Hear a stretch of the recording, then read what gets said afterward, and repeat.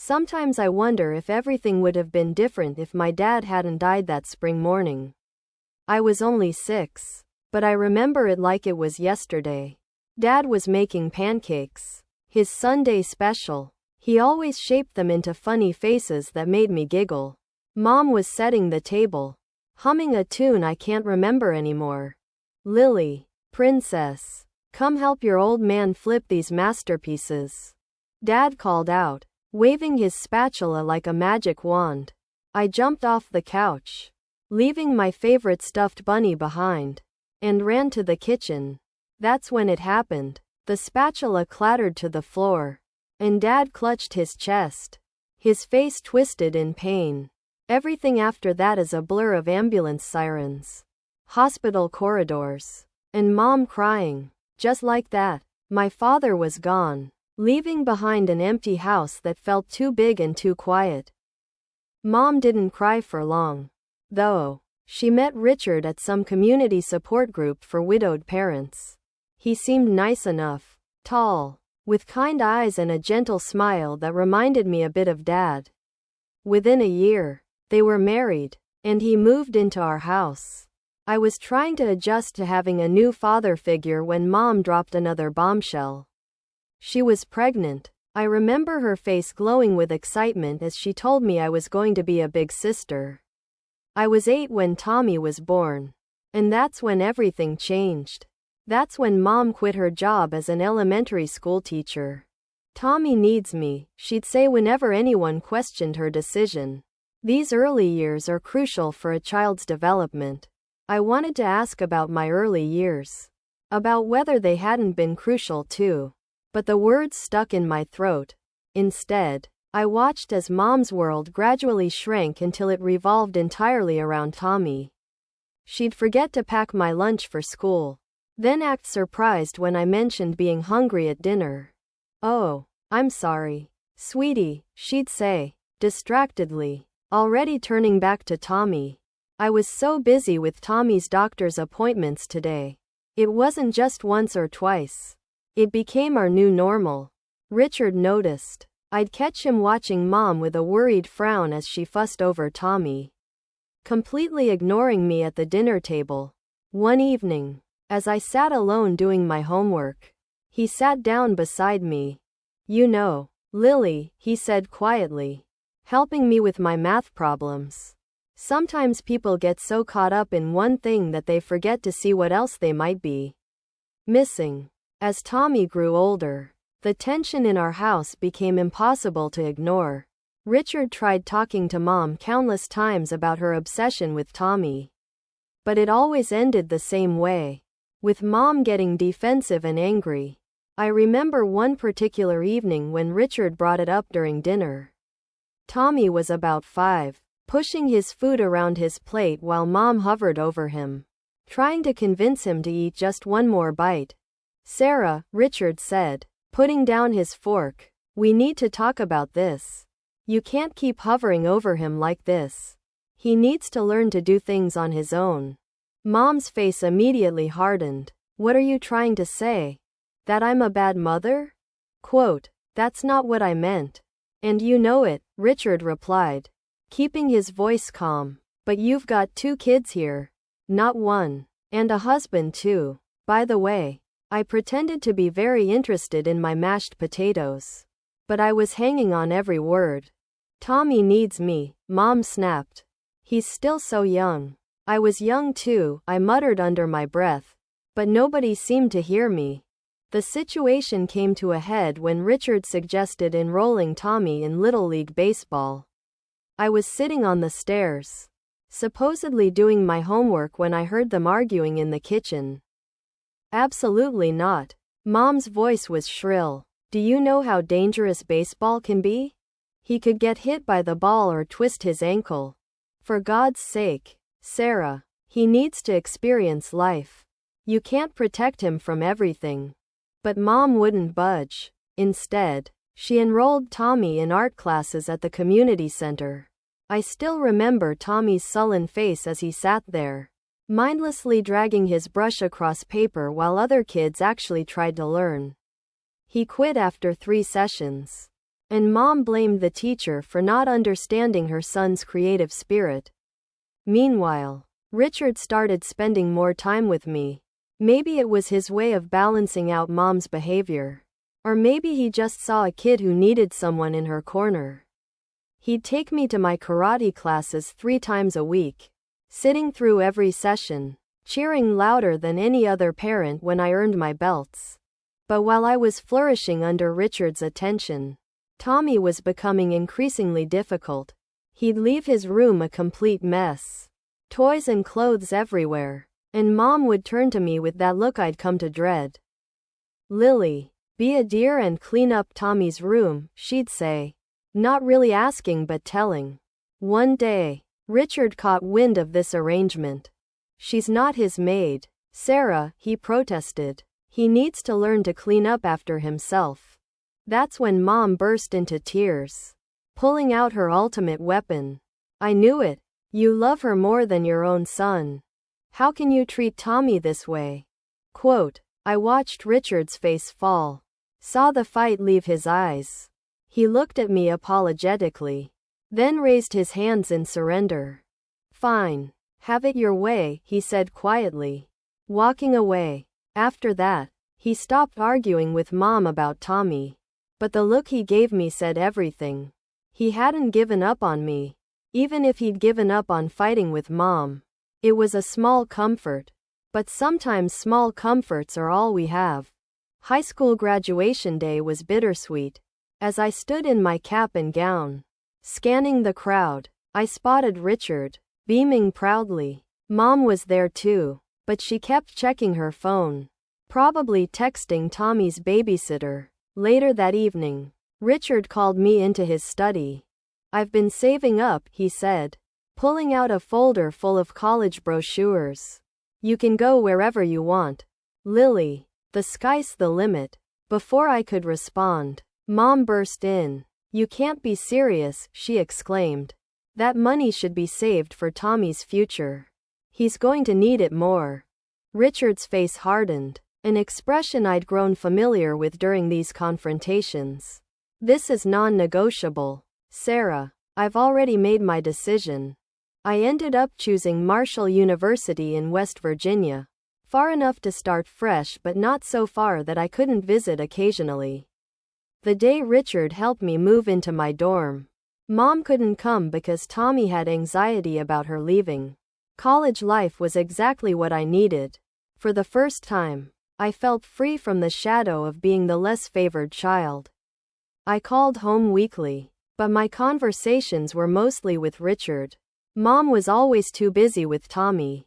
"Your brother's going through a difficult phase," Richard explained during one of our calls, his voice sounding tired. "He's hanging out with these kids from the wrong side of the tracks."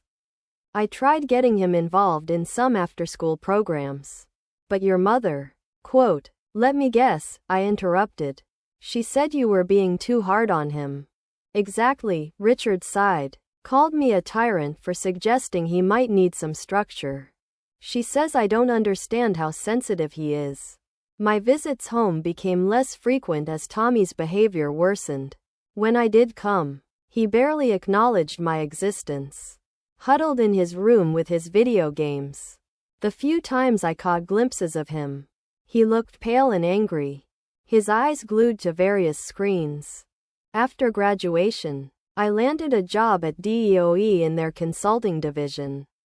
I stayed in West Virginia, building my career while watching from afar as my brother descended further into his self-imposed isolation. During one of my rare visits home, I tried knocking on his door. "Tommy, want to grab lunch?" My treat. All I got in response was the sound of gunfire from whatever game he was playing. Mom, passing by in the hallway, just shrugged. "He's not feeling social today. He's very stressed." The contrast between our lives couldn't have been starker. While I was pursuing my career goals, Tommy was pursuing virtual achievements, supported by Mom's endless excuses. Richard's disappointed face said it all. But by then, even he had largely given up on trying to intervene. By 27, I had finally saved enough for a down payment on my own place. It wasn't huge, just a one-bedroom apartment in a decent neighborhood. But it was mine. The day I got the keys, I couldn't stop smiling. All those years of saving, of brown bag lunches and saying no to designer clothes, had finally paid off. You all have to come see it, I said during my weekly call home. I'm having a housewarming party next Saturday. I'll cook dinner. Richard, I'm even making your favorite lasagna. Wouldn't miss it for the world. Kiddo, Richard replied warmly. Mom's voice cut in on the other line. Oh, honey, I don't think we can make it. Tommy has plans that day. Plans? I couldn't keep the skepticism out of my voice. What kind of plans? Quote, very important ones, Mom said vaguely. I could hear Tommy's video game blasting in the background the day of the housewarming. Only Richard showed up. He brought a potted plant and a bottle of wine. Your mother sends her love, he said. But we both knew that was a lie. Over dinner, Richard filled me in on what was really happening at home. Tommy, now 20, hadn't bothered with college and spent his days either gaming or hanging out with his drinking buddies. Richard had tried to help, offering him a position at his construction company as a starting point. Everyone needs to start somewhere, Richard explained, twirling pasta on his fork. But Sarah, he shook his head. Sarah said it would be beneath him. Can you believe that? Sarah thinks Tommy's too intelligent for manual labor. Too intelligent to work, but not too intelligent to mooch off his parents, I muttered. Richard gave me a sad smile. I keep trying. Lily, God knows I keep trying. That was the last real conversation we had. 2 years later, I got the call that changed everything. Richard had collapsed at work. Massive heart attack, just like my father. By the time I made it to the hospital, he was gone. The funeral was surreal. Mom put on quite a show, sobbing dramatically and telling anyone who would listen what a wonderful husband Richard had been. We were so happy, she wailed. How will we manage without him? I watched her performance with a mix of disgust and pity. Her tears weren't for Richard. They were for herself. I could see the wheels turning behind her grief-stricken facade. Richard had been the sole breadwinner. Without his income, how would she maintain Tommy in the lifestyle he'd grown accustomed to? Tommy didn't even bother to wear a proper suit to the funeral. He showed up in wrinkled khakis and a polo shirt that had seen better days. He spent most of the service staring at his phone while Mom made excuses for him. He's processing his grief in his own way. Standing there at Richard's grave, I couldn't help but think about how history had repeated itself. Another father figure, another heart attack, another funeral. Only this time, I was old enough to see everything clearly, including the fact that Mom's tears were more about her bank account than her broken heart. A year after Richard's death, I had mostly lost touch with Mom and Tommy. What little I knew came from Aunt Linda's occasional calls. They're getting by on Richard's savings, she told me. Your mom sold his Chevrolet last month. The tools from his workshop went before that. I tried not to care. I really did. But when Mom's number flashed on my phone one Tuesday evening, my heart still skipped a beat. Lily, her voice sounded smaller than I remembered. I need you to come home. Please. Something in her tone made me book a flight for the next day. When I pulled up to our old house, I barely recognized the place. The once pristine lawn Richard had meticulously maintained was overgrown with weeds. Paint peeled from the window frames, and one of the shutters hung crooked. But the house wasn't the only thing that had aged poorly. Mom opened the door, and I had to suppress a gasp. The vibrant woman I remembered had been replaced by someone who looked 20 years older than her actual age. Deep wrinkles lined her face, and her hair, which she'd always kept perfectly colored and styled, showed stark gray roots. Come in, she said, leading me into the living room. The house smelled musty, and dishes were piled in the sink. A thin layer of dust covered everything. This from the woman who used to make me rewash plates if she spotted a single water spot. "Mom, what's going on?" I asked, settling onto the couch. A spring dug into my thigh. Another thing Richard would have fixed immediately. She broke down almost immediately. "We're running out of money. Lily, my pension barely covers the utilities. And the savings," she twisted her hands in her lap. "They're almost gone. What about Tommy? Is he helping with expenses?" Mom's face did this complicated dance between embarrassment and defensiveness. "He's looking for work. It's not his fault. These employers, they just don't understand him. The last place wanted him to start at 8 a.m. You know Tommy's not a morning person. And the one before that expected him to do manual labor with his intelligence." I felt my jaw tightening. "Mom, at his age and with no experience, he can't exactly be picky about work. You don't understand," she cut me off, her voice rising to that familiar pitch that always preceded a Tommy defense. Then abruptly, her tone changed. "Lily, we need your help. We won't survive without it. I hate to ask, but you're doing so well in your career." I knew what was coming. Part of me wanted to refuse, to remind her of all the times she chose Tommy over me. But looking at her worn face, the trembling hands, the desperate eyes, I couldn't. "How much do you need?"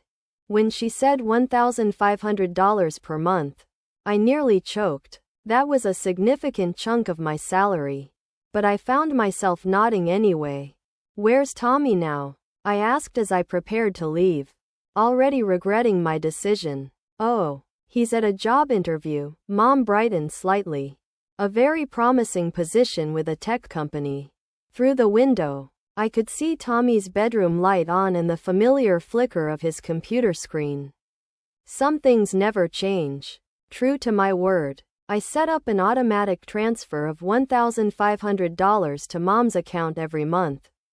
Each time I saw that deduction from my bank balance, I told myself it was the right thing to do, even if it meant postponing my own plans for a bigger apartment or a new car.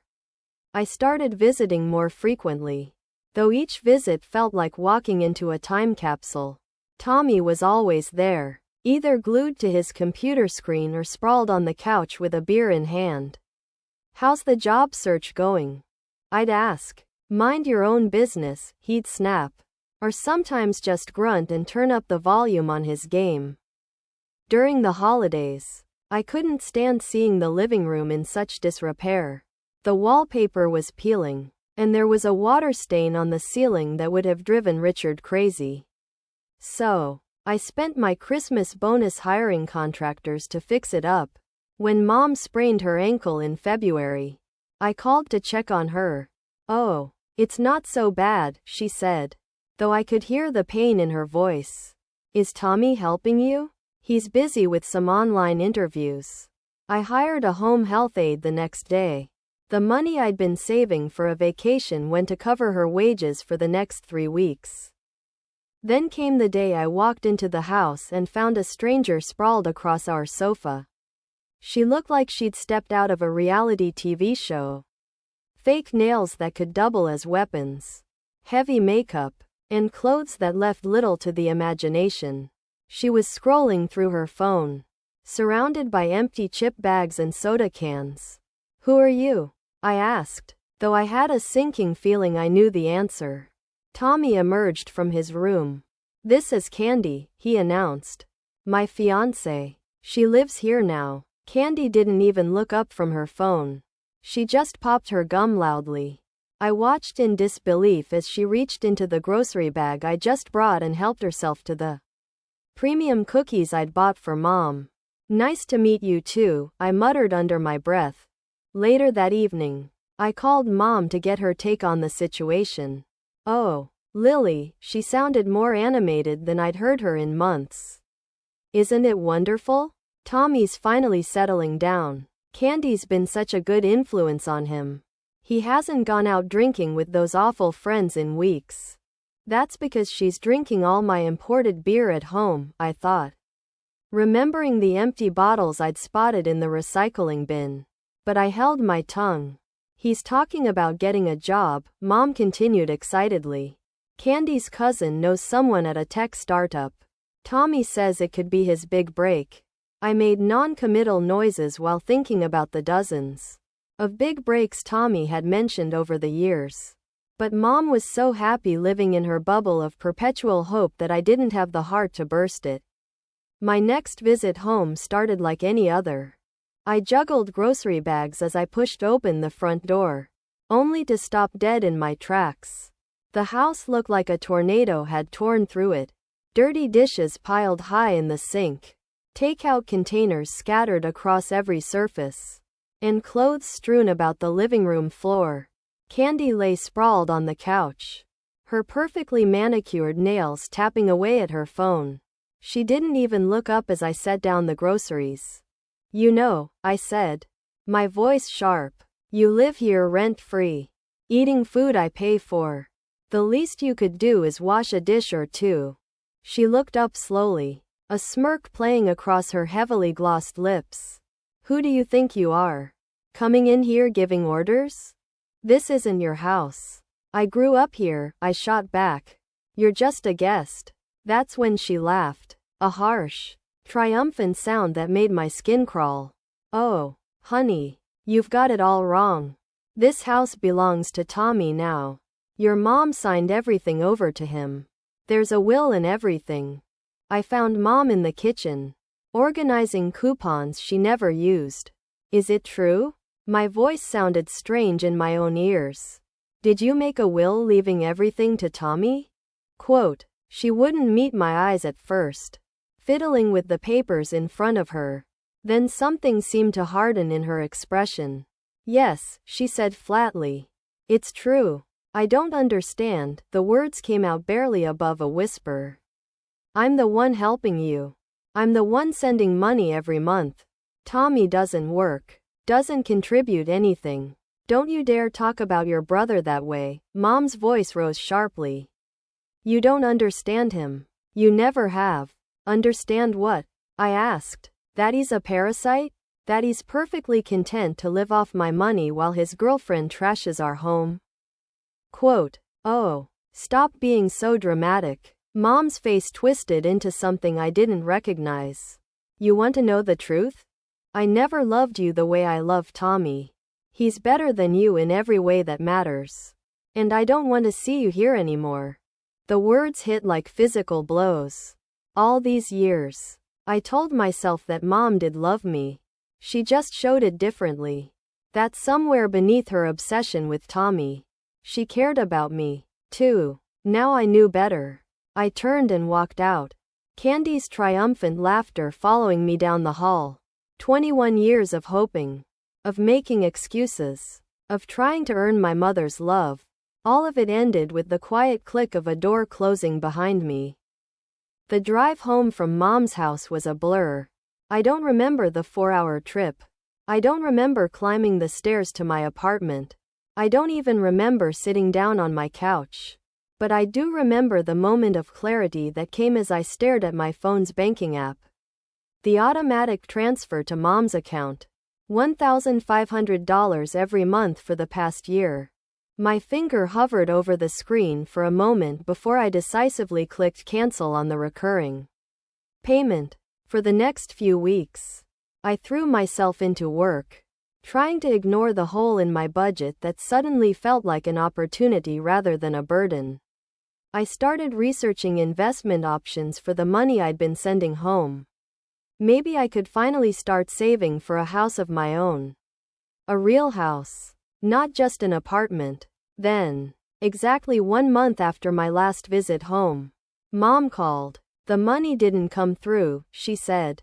Without preamble. No hello. No how are you. There's no mistake, I replied, surprised by how steady my voice was. I canceled the transfers. There was a moment of stunned silence before she exploded. You what? How dare you? After everything I've done for you? Quote, I actually laughed at that. Everything you've done for me? Like what? Mom forgetting my existence? Forcing me to be Tommy's maid? Telling me you never loved me? Quote, that's different. She was using her familiar Tommy defense voice. You know I was upset. But you can't just stop helping us. We're counting on that money. Tommy and Candy are planning a vacation to Cancun. They need a vacation? I interrupted, my voice rising. Tommy needs a vacation from what exactly? Playing video games. Drinking beer? Quote, let me tell you something.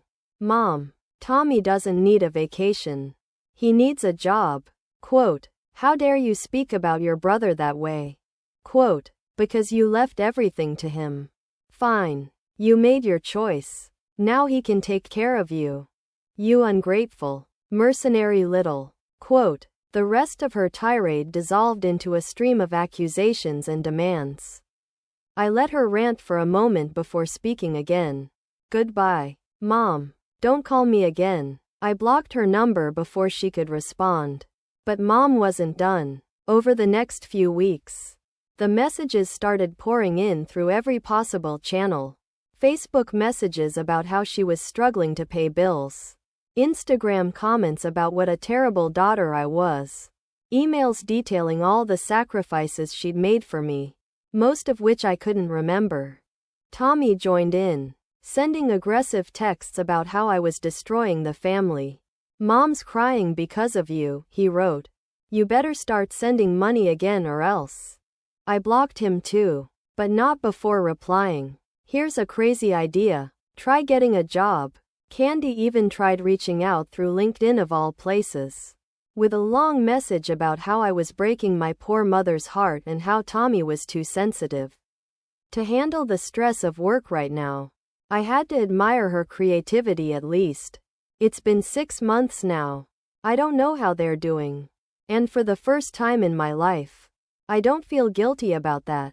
Maybe they've finally realized that Tommy needs to support himself. Maybe they're still waiting for me to cave in and start sending money again. Maybe they found someone else to manipulate. The truth is, I don't need to know. What I do know is that the $1,500 I used to send them every month has gone into a down payment fund for my own house. I know that I sleep better at night, no longer awakened by angry messages or guilt-tripping calls. I know that Richard would be proud of me for finally standing up for myself. The other day, I drove past a construction site and saw a "Now Hiring" sign. For a moment, I thought about taking a picture and sending it to Tommy. But then I just smiled and kept driving. Their problems aren't my problems anymore. Finally, after all these years, I'm free.